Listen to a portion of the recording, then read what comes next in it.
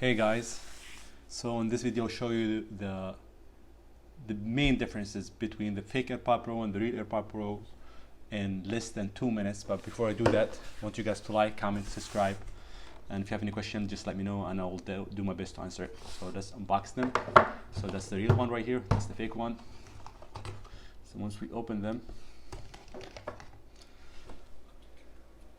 so the real one has serial number, so you guys can see in the button in the case here, right here. The fake does not. Also, another difference is once you take the pod and you take the tip out, you can see a stainless steel finish and larger speakers. The fake one,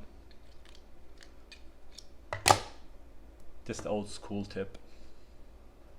Actually, Apple patented this kind of design of tip. This is the old school tip. Even the super fake ones, or super clowns that they call them, they still have the same finish in here. And the last difference that I want to guys show you is the finish right here is different. Here, as you guys can see, stainless steel with white. Here's just a basic plastic. Actually, it's not even stainless steel. So these are the three different main differences in between the fake AirPod Pro and the real AirPod Pro. So fake, real, real, fake. Alright, I'll see you guys in the next video.